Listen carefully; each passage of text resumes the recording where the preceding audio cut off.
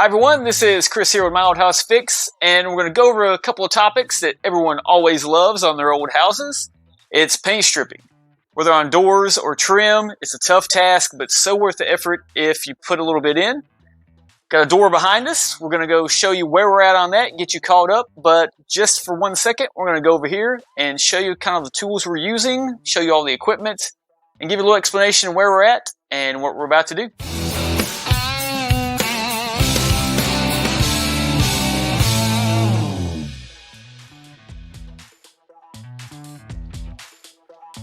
Alright, so we have the door hardware removed. We've taken that door hardware off, the hinges, the plates. You can see this one is painted, not good. Mortise lock is taken out, and the knob is taken off. If a few of you are familiar with these door knobs, if they're loose for you, got some washers here.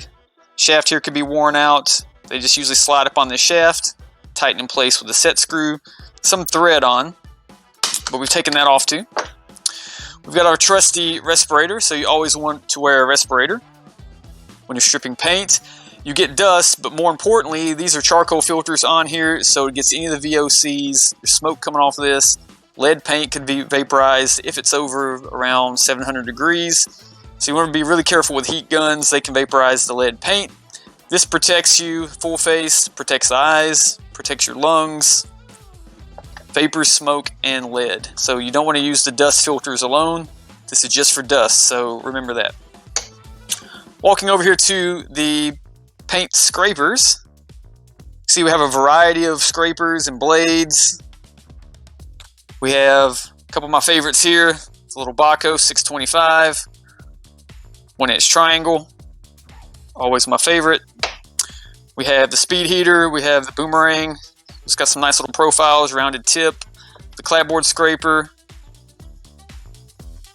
Speedheater's newest scraper, and it's got a couple different heads on the end, a couple different profiles you can use as well, kind of helps out, and it's got a pivoting head on it, so that's kind of cool. So for whatever you're working on. So that's a good option. Here we have some dental picks and tools. You're going to get some paint down in some little bitty places. I'm going to be able to pick that out. So we got some dental tools and a couple spare blades. If you've used these Speedheater blades, you know that they get dull. They're regular steel. That's the good thing about them. You can't sharpen carbide, but you can sharpen the steel scrapers here, the spring steel.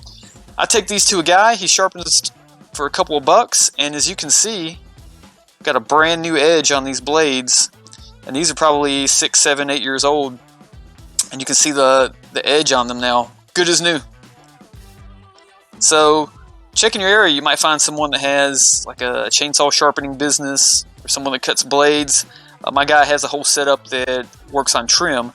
So go check that out locally if you have a guy that can sharpen these for a couple bucks. Otherwise, in between, I use a nice flat file. File the back side of this, kind of clean that edge up in between sharpenings. It's good to keep that edge really sharp.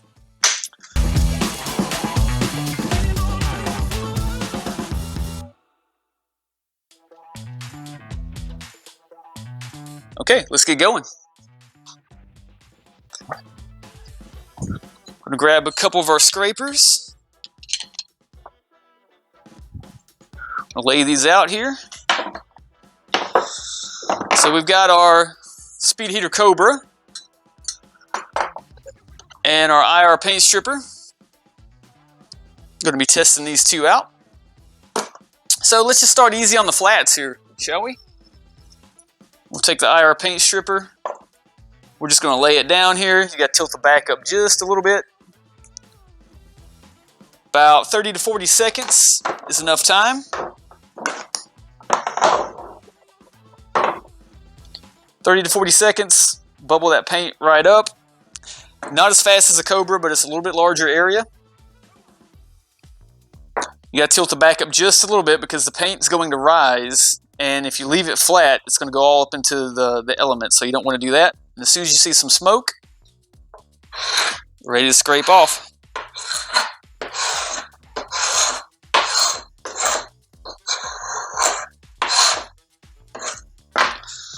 There's a little bit of varnish left on it, so I always like to come back, clean that little bit of paint, a little bit of glaze off with this 1-inch Baco. Because you can sand it, but the less sanding the better. It's always like that. You don't get full reach out to the edge, but we can always come back and reheat that a little bit. Now, as you notice, I'm not wearing a respirator right now, so you guys can hear me okay. If I had the respirator on, it'd be really muted. But always wear your respirator.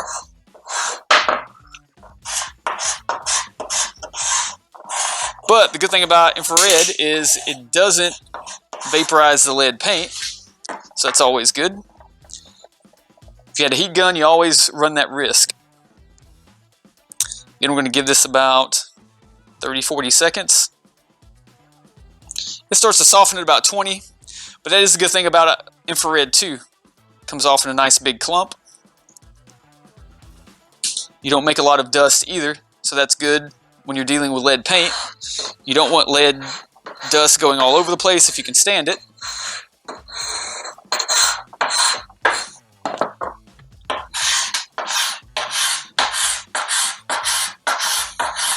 And you see we'll come back with this 1-inch Baco. Gets that last bit of glaze off, a little bit of that varnish and shellac that's under it, under all these layers of paint.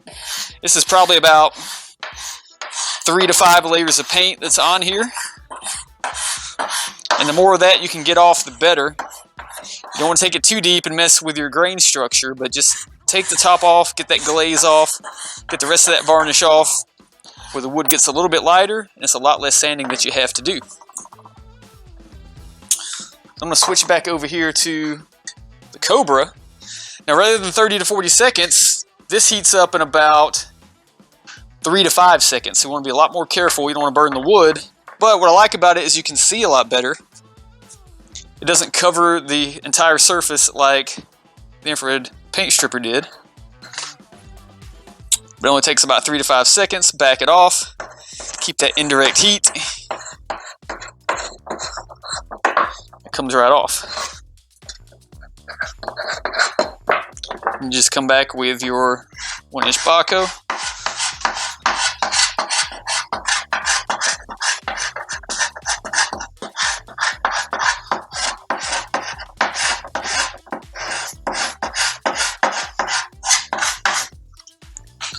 Nice and fast. Clean up this other edge really fast. Again, this only needs 3 to 5 seconds. It's really fast. You see how quick it bubbles that paint up? Super fast.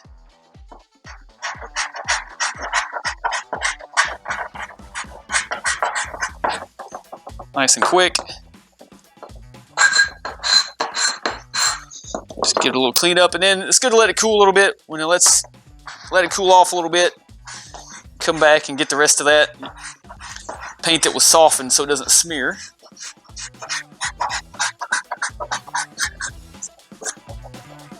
And come back over to this side. Go back to our clapboard scraper. This thing is really fast. You do run a little more risk of scorching the wood a little bit, especially once the paint's removed and it's unprotected. So always work away from the area where you do not have the protected wood, just so you don't scorch it. Comes right off.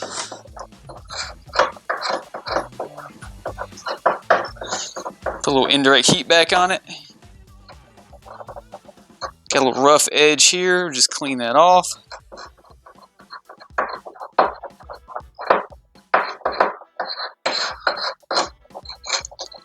Catch that bottom edge, get the lip, and we'll move on. See, it bubbles it up super fast. Keep the indirect heat on it.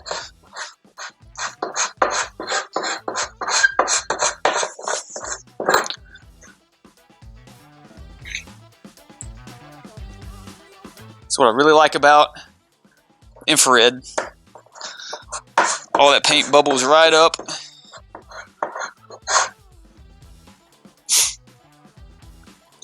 Get it nice chunks. You don't get a lot of the dust and all the particles like you do with other methods.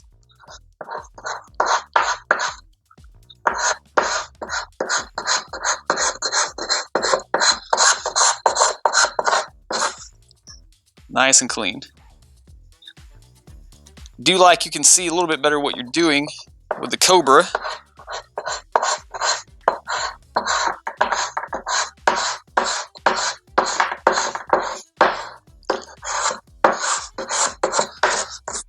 Okay. And just like we said a while ago, you got a little bit of glaze left on here, so you're going to come back with your Baco now that it's cooled. And look at that, it cleans right up. Right down the blonde wood.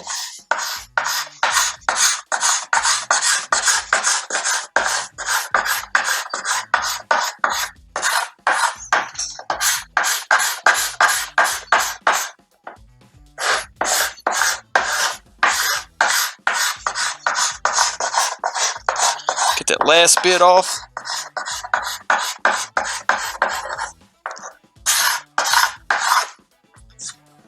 You're good to go. Same over here. Got that little bit of varnish left. Just come right back over it.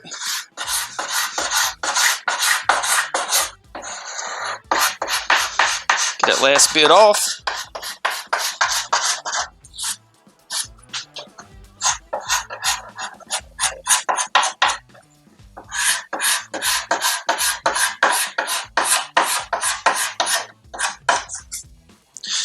Now, let's move over to profiles real quick.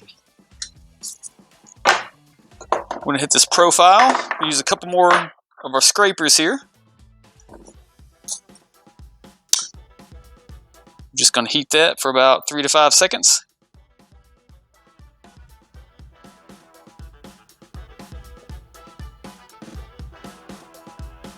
Rolls right off. Look at that.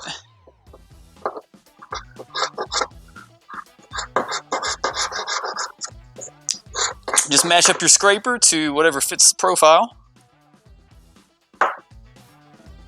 This one's a little more tricky because we've got this crack here at the base that we have to get. So we need a little bit more of a point on that inside edge to remove it. We want to keep the indirect heat on it. You see it rolls right out of there. You don't want to bear down too much, right? Because you want to dig into your wood. Just feel once you hit the wood, and then just kind of let off a little bit. It comes right off. Keep that indirect heat. That's the key of using infrared. Keep that indirect heat on so the paint never really cools off. Otherwise, you take it straight away, it cools off, the paint gets hard again, then you have to go reheat it. This way, you keep that paint nice and soft. You don't have to go back and reheat, because the more you have to do direct heating like this, the more you run the chance of scorching the wood, making a burn on it. So I always like to keep that indirect heat on it, work it out of those cracks, keep from scorching the wood, and it works really well. Come back over here and catch this flat real quick. Doesn't take a whole lot with this varnish up underneath. Just a little bit. Catch this profile. Rolls right out. Keep that indirect heat on it.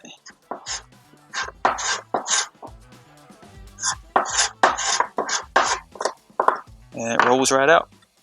Let that cool. Get that out of the way.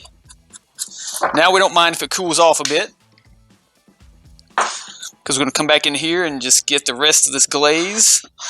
See all that paint glaze in here? So we're just going to come back and dig that out a little bit. Come back with this one. Get the top edge here. All the way down. Catch the middle with the rounded. Catch the round over. That's done. Come back, clean this crack out. Catch that top edge in the crack there.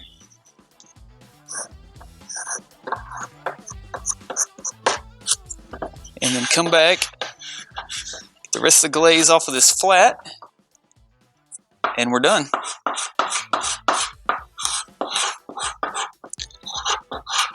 Again, you just want to run it nice and easy. Just enough to take that glaze off, and you don't want to take a lot of the wood off. If anything, just the light surface of it, just to get it nice and clean. Alright, well that is our paint stripping demo. Hope you liked it. Hope you learned a little bit, and we'll see you next time on My Old House Fix. See you guys.